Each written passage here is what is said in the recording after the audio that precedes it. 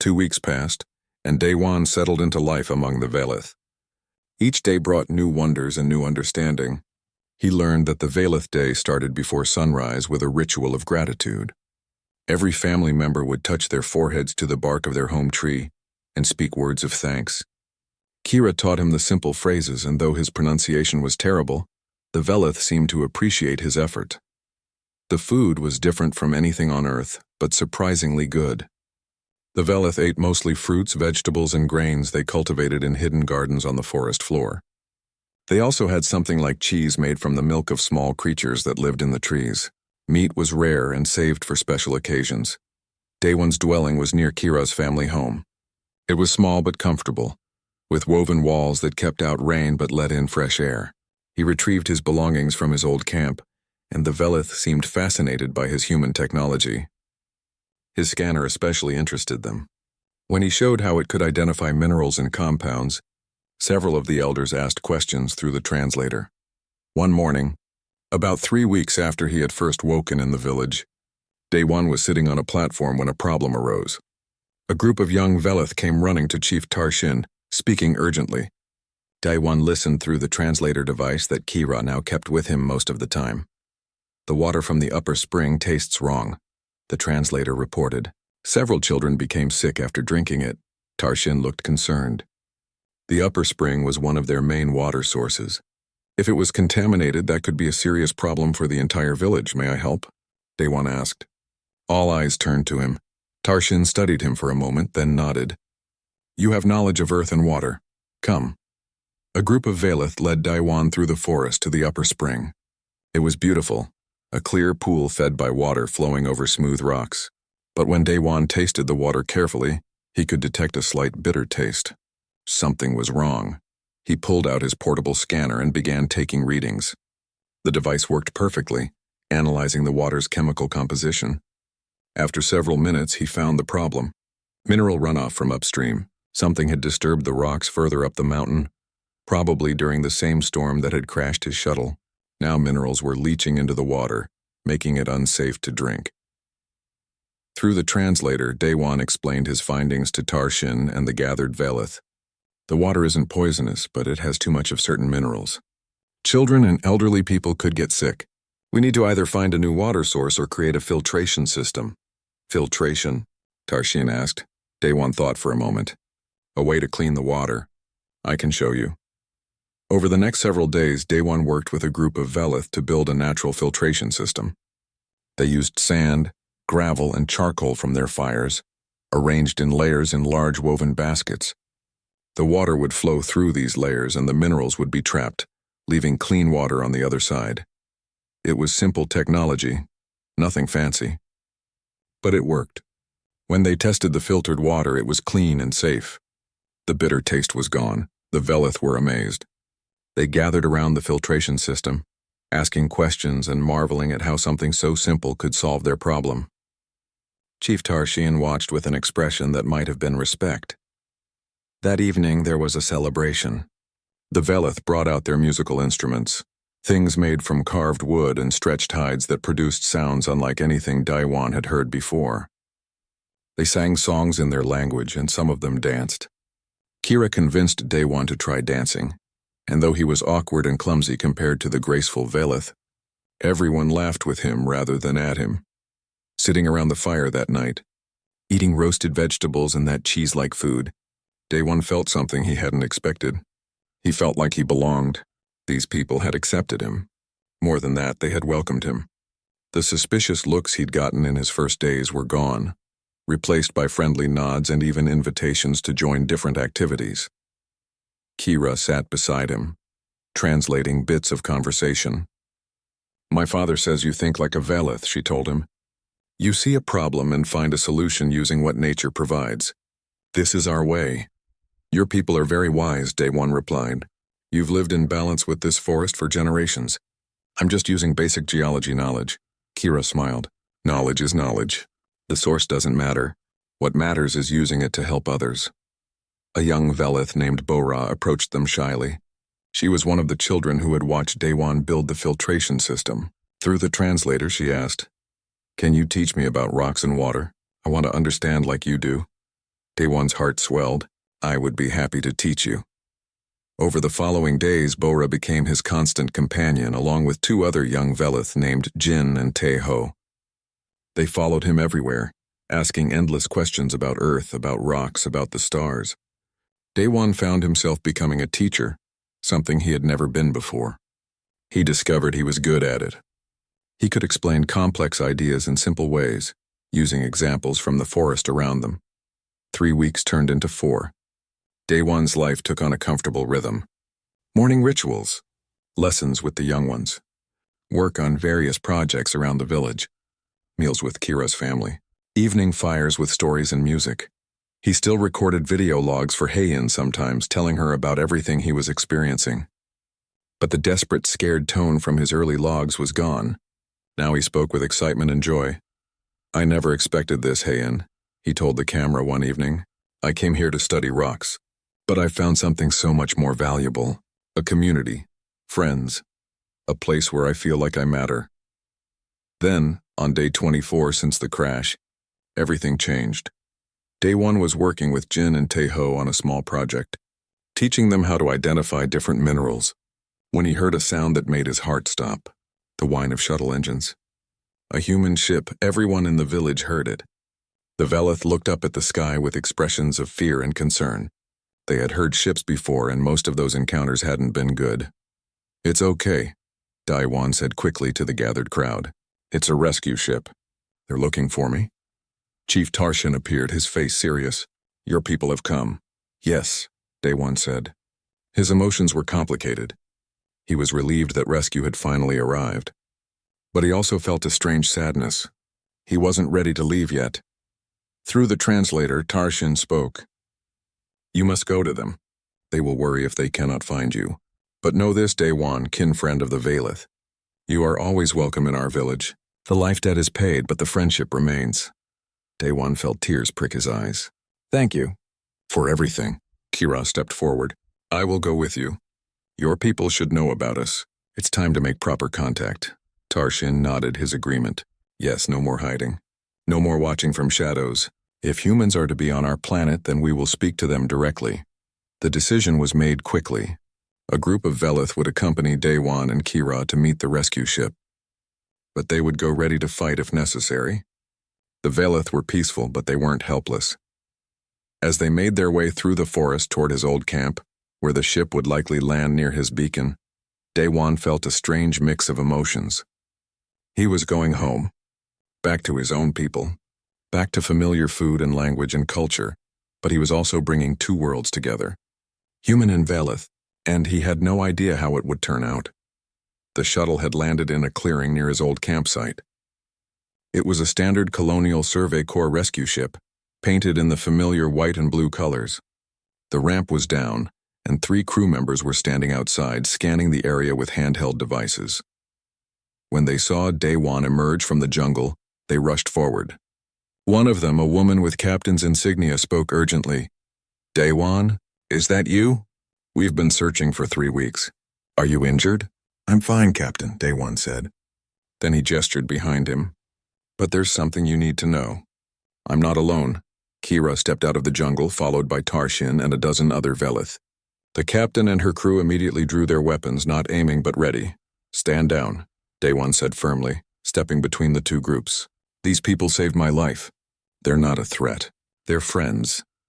The captain, whose name tag read Sungmi, looked between Daewon and the Velith with obvious shock. The report said there was no intelligent life on this planet. The reports were wrong, Daewon said. He looked at Kira, who stepped forward with the translation device. I am Kira of the Velith people, the device translated. This is my father, Chief Tarshin. We wish to speak about peace. Captain Sungmi lowered her weapon slowly. Her crew did the same. She stared at the Velith with an expression of wonder and concern. This changes everything, she said softly. Yes, Daewon agreed. It does. He looked at Kira, at Tarshin, at the other Velith who had become his friends. Then he looked at Captain Sungmi and her crew, his own people who had come to rescue him. 2 worlds stood facing each other in that jungle clearing, and Daewon stood between them, hoping he could help them find a way to understand each other. The way the Velith had helped him understand them. The future was uncertain. Daewon woke slowly, like rising through deep water toward sunlight.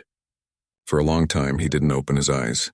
He just existed in a state between sleep and waking, aware of sensations but not fully conscious. He was lying on something soft. Not the hard ground of his camp. Something woven, like a mat or thick blanket. The air smelled different too. Not just jungle and stream water. There were other scents, herbs maybe, something like cinnamon. Something else that reminded him of mint. Voices spoke nearby. That melodic language he had heard before. Low tones like people having a serious conversation. He couldn't understand the words, but the sounds were almost musical. Finally, Daewon managed to open his eyes. For a moment, everything was blurry.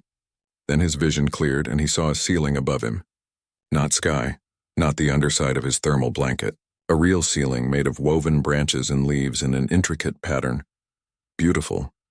He turned his head slowly. His body felt weak, like he had been sick for a very long time. He was inside some kind of dwelling. The walls were also woven, letting filtered sunlight through. The floor was covered with mats. In one corner, a small fire burned in a clay pot, sending sweet-smelling smoke into the air. And sitting beside him was Kira. When she saw his eyes open, her face lit up.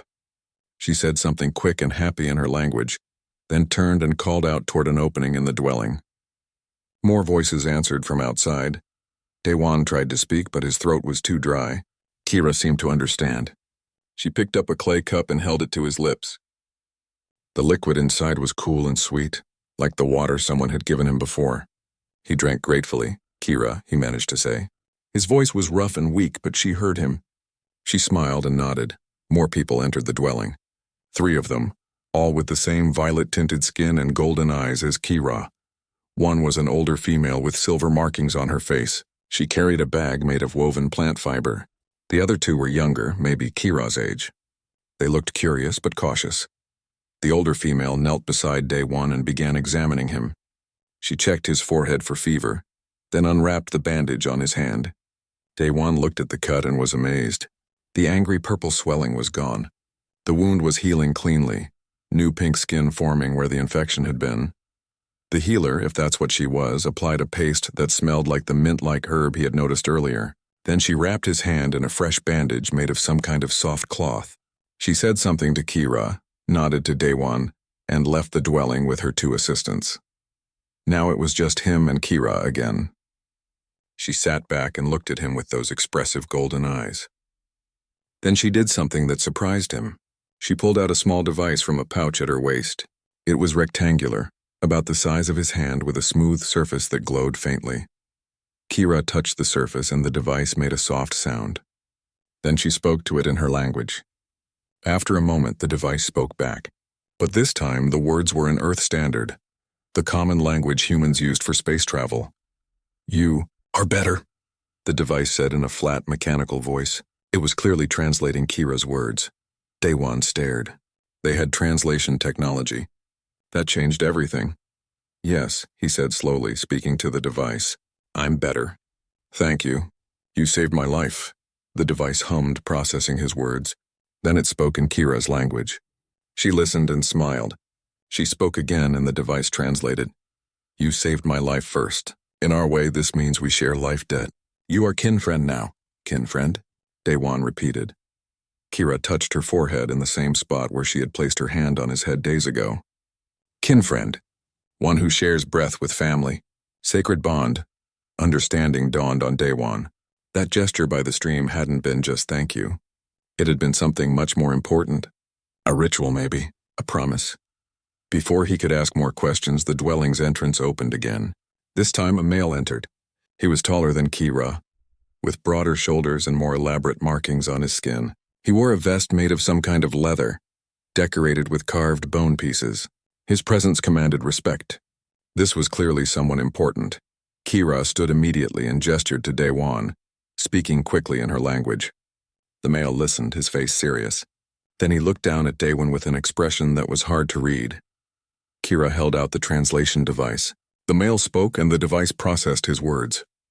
I am Tarshin, chief of the Velith people of this territory. Kira is my daughter. You saved her from the death sand. This creates life debt between our families. Day One's mind raced.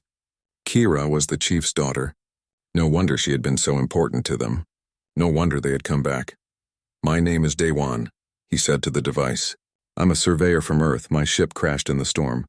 I didn't know anyone lived in this part of the planet. I'm grateful that you helped me." Tarshin listened to the translation and nodded slowly. He spoke again, and this time his words were longer. "The Valith have lived in this forest for many generations. We saw your skyship fall. We have been watching you, debating what to do. Humans have come to our planet before. Most wanted only to dig in the earth for shiny stones, to cut our trees, to push us from our lands." Day One felt shame wash over him. He knew the history.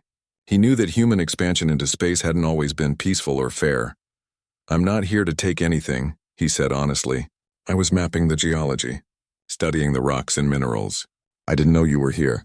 If I had known, I would have asked permission first." Tarshin studied him for a long moment. Then he spoke again. "Kira says you gave her food when she was weak. You used your healing tools on her injury. You asked nothing in return. Is this true?" "Yes," Day One said simply. "Then perhaps you are different from the other humans," Tarshin said through the translator. "Perhaps the spirits guided you to save my daughter for a reason. Life debt must be honored. You saved her life. Now we save yours. This is our way." He gestured around the dwelling. "You will stay here until you are strong again. Our healers will care for you. When you are well, we will decide what comes next." Day One wanted to ask more questions. He wanted to know how long he had been unconscious, where exactly he was, if his camp and supplies were safe. But exhaustion was pulling at him again. The brief conversation had tired him more than he expected. Kira seemed to notice.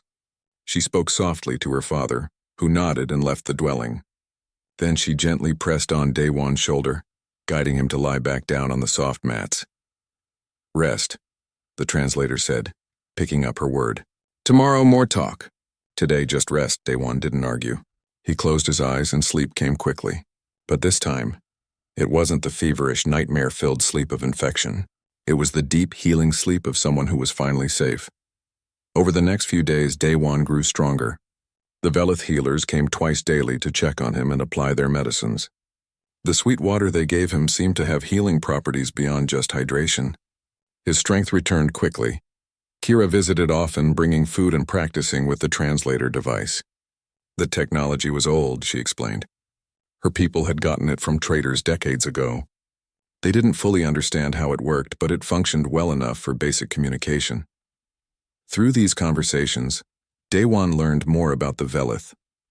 They were a peaceful people who lived in harmony with the forest. They had developed sophisticated building techniques, creating homes in the massive trees that were invisible from the air. They had medicine, art, music, and a complex social structure based on family clans and honor codes. The life debt that Day One had accidentally created by saving Kira was one of their most sacred traditions. It bound families together across generations. By placing her hand on his forehead, Kira had marked him as kinfriend. This meant the entire clan was now obligated to treat him as one of their own. On the 5th day after waking up, Day One was finally strong enough to walk. Kira led him outside and he got his first real look at the Velith settlement. His breath caught in his throat. The village was built into the trees with walkways and platforms connected by rope bridges. Dwellings hung like beautiful pods among the branches. Everything was woven or carved, decorated with patterns that were both functional and artistic. People moved about their daily tasks, some pausing to stare at the strange human in their midst. Children peeked out from behind their parents, their golden eyes wide with curiosity. Day One smiled at them and a few smiled back shyly. He was the first human most of them had ever seen. He wanted to make a good impression. Kira led him to a platform where Chief Tarshin waited. The chief's expression was still serious, but there was something else there now. Maybe not quite friendship, but at least a willingness to accept him. "You are stronger," Tarshin said through the translator. "Good. Soon we will talk about what comes next." Day One nodded, looking out at the amazing tree village around him. Whatever came next, he knew his life had changed forever. He had come to Viridian 7 looking for rocks and minerals. Instead, he had found something far more valuable. He had found a people, a culture, and a connection that crossed the vast distance between species. He had found a second home. Day 1 walked back to his camp slowly. His shoulder ached from the rescue effort and his mind was spinning with questions. He had just saved an alien life. An intelligent alien who spoke a language and wore some kind of woven clothing. An alien who had touched his forehead in a gesture that felt sacred somehow. The survey reports had been wrong. Very wrong.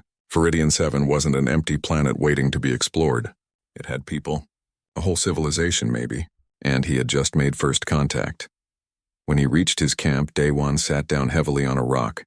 He pulled out his video recorder and stared at it for a long moment before turning it on. Day 6, he said to the camera. Hey, you won't believe what happened today. I found someone, an alien. She was trapped in quicksand and I pulled her out. He paused, trying to find the right words. She was scared at first, but I helped her. She let me bandage her injury. We couldn't talk, but we understood each other somehow. She touched my forehead before she left. I don't know what it meant. He stopped recording and put the device away. What should he do now? Should he try to find Kira's people? Should he wait for them to come to him? Or should he just stay at his camp and wait for rescue from his own people? The more he thought about it, the more he doubted himself. Maybe he should have tried to follow her. Maybe he should have tried harder to communicate, to tell her about his situation. What if she thought he was just passing through? What if she didn't realize he was stranded and needed help? That night, Day 1 barely slept. He kept thinking about Kira's golden eyes and the way she had looked at him before disappearing into the jungle. The next day was Day 7.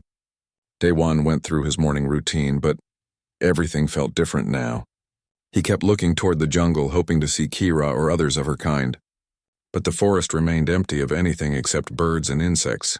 He told himself to be patient. She knew where his camp was. If her people wanted to make contact, they would come. Day 8 arrived. Then Day 9. Still no sign of Kira or her people. Day 1's hope began to fade. Maybe the rescue hadn't meant as much to them as it had to him. Maybe in their culture helping someone wasn't a big deal. Or maybe they had decided that humans were dangerous and should be avoided. His supplies were getting lower. The ration bars would last maybe another week if he was careful. After that, he would have to survive entirely on local plants and fruits. The thought was scary. What if he ate something poisonous? His scanner could identify basic chemical compounds, but it wasn't designed for alien biology. On Day 9, while gathering firewood, Day 1 cut his hand on a sharp rock. It wasn't a bad cut, just a small slice across his palm. He cleaned it with water and wrapped it with a piece of cloth from his emergency kit. But by the evening, the cut was red and hot to the touch, infected. Day 1 tried not to panic. He cleaned the wound again and applied antibiotic cream from his medical kit. But he knew the cream was designed for Earth bacteria. Would it work on alien microbes? He had no way to know. That night he developed a fever. It started small, just a slight warmth in his forehead. But by Day 10 he was burning up. His whole body ached. His head pounded. The cut on his hand had swollen and turned an ugly purple color. Day 1 knew he was in trouble. He tried to stay hydrated, drinking water from the stream. He tried to rest, but the fever kept getting worse. By the afternoon of Day 10, he was too weak to leave his shelter. He lay on the ground, wrapped in his thermal blanket, shivering even though the jungle air was hot and humid. His mind started playing tricks on him. He saw his sister Heian standing at the edge of his camp, calling his name. But when he blinked, she was gone. He saw his mother, who had died when he was young, sitting by his fire and singing a lullaby. He saw his father, who had passed away 3 years ago, telling him to get up and keep fighting. None of it was real. He knew that. But the hallucinations felt so vivid that sometimes he forgot where he was. In his more lucid moments, Day 1 thought about Kira. He wondered if she had made it home safely. He hoped her leg had healed well. He hoped she was happy. At least he had done that one good thing before he died. At least he had saved someone because he was dying. He could feel it. The infection was spreading through his body. His medical kit didn't have anything strong enough to fight it. Without proper medicine, without a real doctor, he wouldn't survive another 2 days. On the evening of Day 10, Day 1 managed to turn on his video recorder one last time.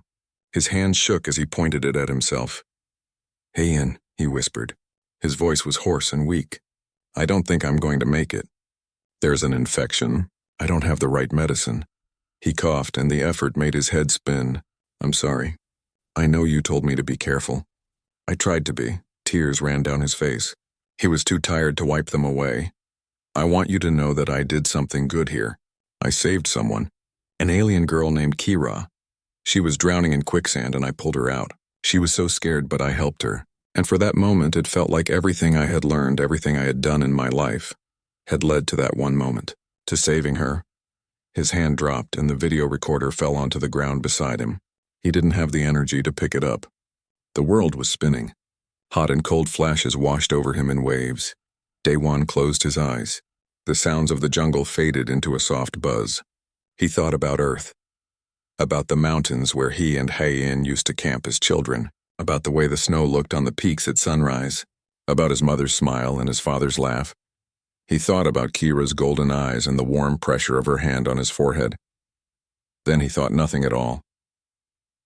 When dawn came on day 11, Daewon was only barely conscious. He was aware of light and sound, but he couldn't move. His body felt like it was made of lead. The fever had him completely in its grip. He heard sounds outside his shelter, footsteps, voices speaking in that melodic language, but he thought it was just another hallucination. His mind playing cruel tricks on him. Then someone was kneeling beside him. Cool hands touched his burning forehead. He tried to open his eyes, but the light was too bright. All he could see were shapes and shadows. A voice spoke close to his ear. That voice. He knew that voice, Kira. He whispered, or tried to whisper. He wasn't sure if any sound came out. More voices now. More hands touching him, checking his wound, lifting his head to give him water. The water was cool and tasted slightly sweet. Not like the stream water. Different. Strong arms lifted him. He was being carried. The world moved around him in a blur of green and brown. Voices called out in that strange language. Commands, maybe, or questions. Daewon wanted to stay awake. He wanted to see where they were taking him. He wanted to know if Kira was really there, or if this was just his dying mind creating one last beautiful dream. But the fever pulled him down into darkness. His last conscious thought was a simple one. Maybe I'm not going to die after all. Then the darkness took him completely, and he knew nothing more. The morning of day 6 started like the others. Daewon woke up with the sunrise, drank water from the stream, and ate half a ration bar. His supplies were holding up well, especially since he had started eating some of the local fruits. The blueberries that grew on low bushes were sweet and gave him energy. After breakfast, he decided to explore further down the stream. He wanted to map the area, and his geology training told him that streams always led somewhere interesting. Maybe to a larger river or a lake, or even to the ocean. He packed his small bag with water, his scanner, the cutting tool, and some rope. The video recorder went into his pocket. Then he set off following the winding path of the stream through the jungle. The forest was beautiful in the morning light. Sunbeams cut through the thick canopy above, making patterns on the ground. Strange flowers grew everywhere in colors Daewon had never seen before. Purple and orange and silver. Some of them made soft humming sounds when he walked past. He had been walking for about an hour when he heard it, a sound that didn't belong to the peaceful jungle morning. A voice, calling out in distress. Daewon froze and listened carefully. There it was again, high-pitched and frightened. Definitely a voice, though the words were nothing like any language he knew. The sound came from somewhere ahead, near where the stream curved around a large rock formation. He moved quickly but quietly, pushing through the thick plants. As he came around the bend, he saw her. A young female was trapped in a pit of quicksand near the riverbank. She was sinking slowly, already waist-deep in the gray mud. Her skin was smooth and had a light violet tint to it, like lavender flowers. Her eyes were large and golden, with vertical pupils like a cat. She had hair, but it was darker purple and fell in thick waves around her face. Her hands, reaching desperately toward solid ground, had only 4 fingers each. She was clearly not human, but she was just as clearly intelligent and terrified. When she saw Daewon, she cried out louder. Her words came fast and frantic. He couldn't understand them, but he didn't need to. Her meaning was obvious. Help me. Okay, Daewon said, holding up his hands to show he meant no harm. I'm going to help you. Just stay calm. She probably couldn't understand his words either, but his tone seemed to reach her. She stopped shouting, though her breathing was still quick and panicked. Daewon's mind shifted into problem-solving mode. He had studied quicksand during his geology training. This wasn't like the quicksand on Earth. The consistency looked denser, thicker. That meant it would be harder to escape from, but also that she would sink more slowly. He had time, but not much. He dropped his bag and pulled out the rope. Then he used his cutting tool to slice through several thick vines hanging from nearby trees. Working quickly, he tied the vines together with the rope, creating a long, strong line. The alien girl watched him with those large golden eyes, still breathing hard but staying as still as she could. "That's good," Day One told her, even though she couldn't understand. "Don't struggle. Struggling makes it worse." He looked around and found a fallen log, thick and solid. He dragged it over to the edge of the quicksand pit and tested its weight. Good. It would work as an anchor point. Next, Day One tied one end of his vine rope around the log. He threw the other end toward the girl. It landed in the mud a few feet away from her. She reached for it, but the movement made her sink a bit deeper. She gasped and fear filled her face. No, wait," Day One said urgently, making a stopping gesture with his hands. "Don't move yet." He pulled the rope back and tried again, this time putting more force behind the throw. The end landed right next to her. She grabbed it with both hands and held on tight. "Good," Day One said. "Now we do this slowly." Very slowly, he started to pull, but just pulling wasn't enough. The quicksand held her too tightly. He needed more leverage.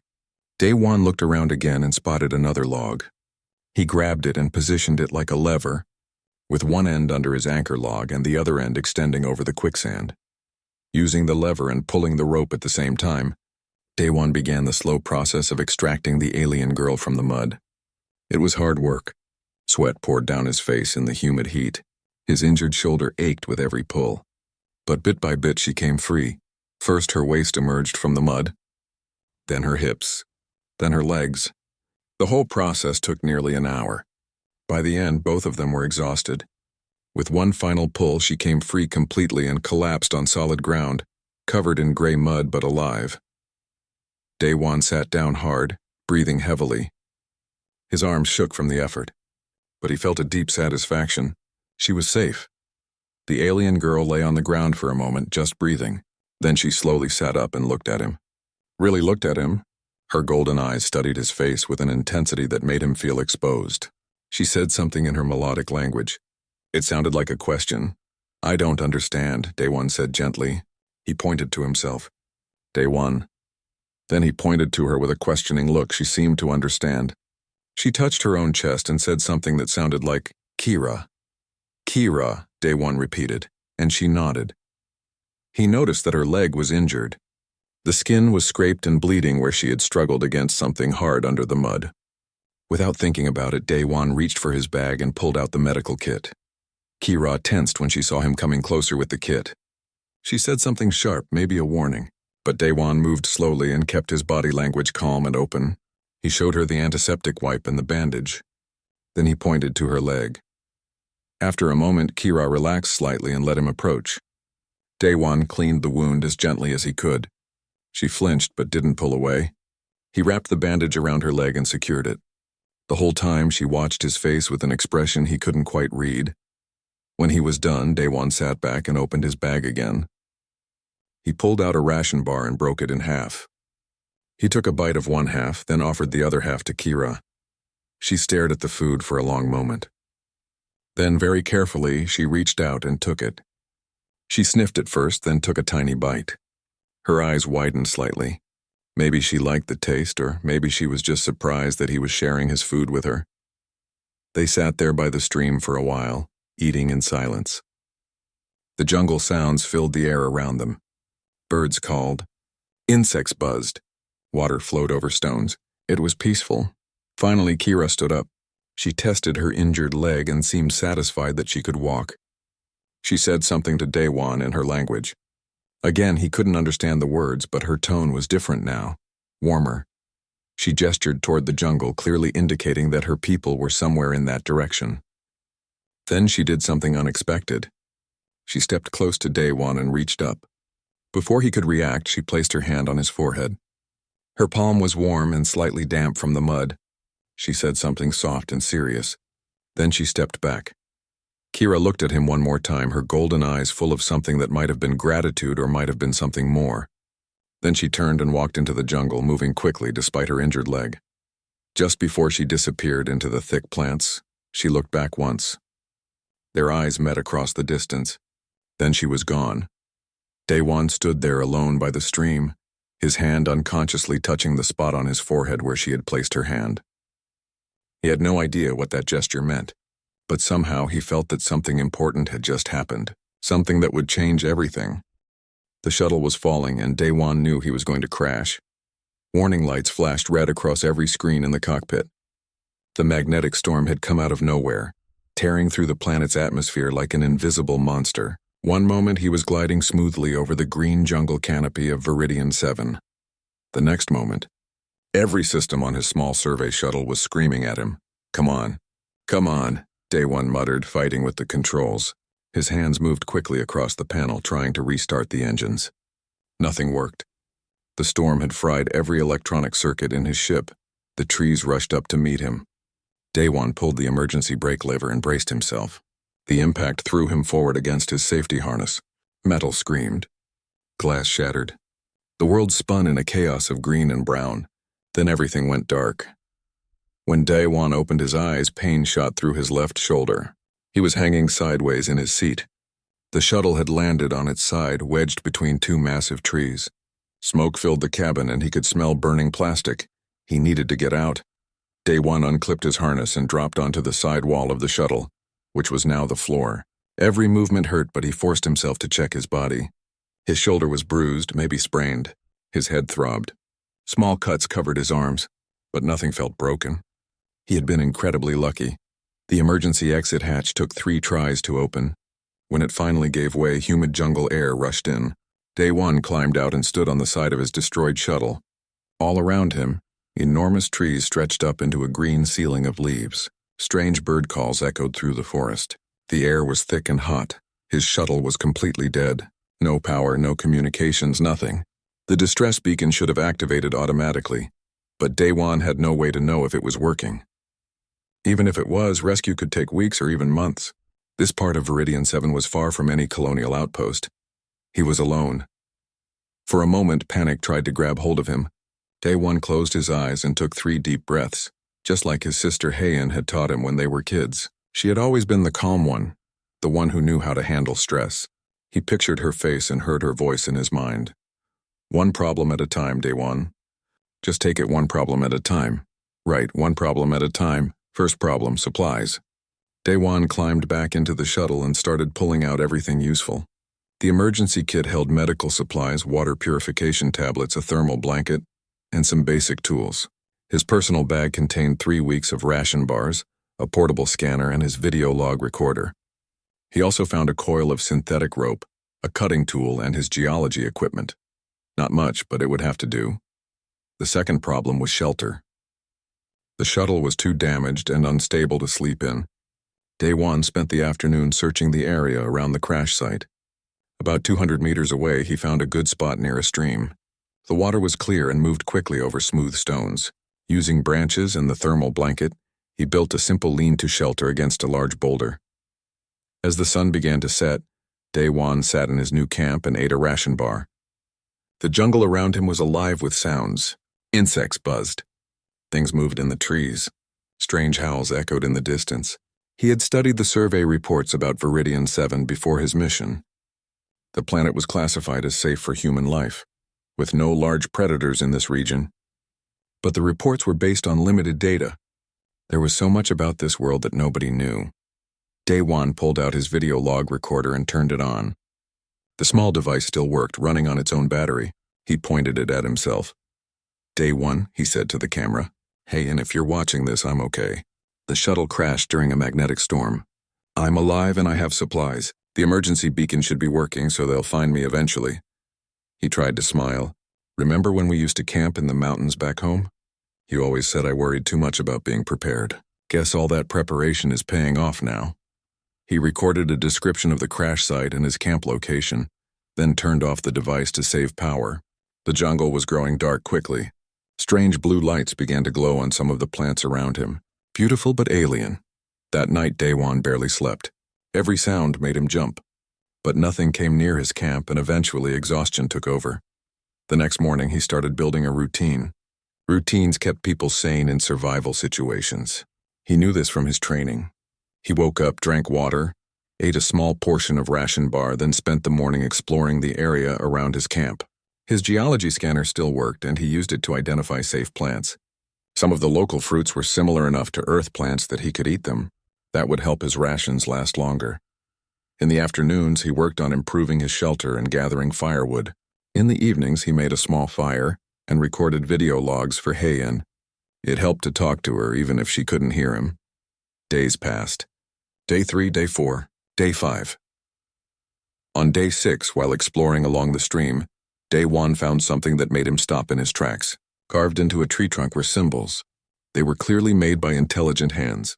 The cuts were precise and deliberate, forming patterns that looked like writing or markers. He wasn't alone on this planet. Day-Wan touched the carvings carefully. They were old, but not ancient. Someone had made these marks within the past few months, maybe weeks. His heart beat faster. The initial survey had reported no intelligent life on Viridian 7, but surveys could be wrong.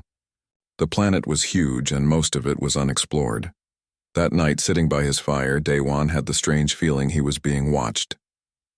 He looked into the dark jungle but saw nothing, just shadows in those glowing blue plants. But the feeling remained.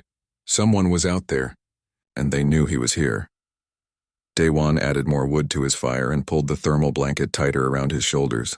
Tomorrow, he decided, he would follow the stream and look for more signs of intelligent life. If there were people here, maybe they could help him, or maybe they would see him as a threat. He touched the cutting tool on his belt. He didn't want to fight anyone. He just wanted to survive until rescue came. But if there were intelligent beings on this planet, first contact was going to happen whether he was ready for it or not. The jungle sound seemed louder that night, and somewhere in the darkness, Day-Wan was certain something was watching him watch the fire burn.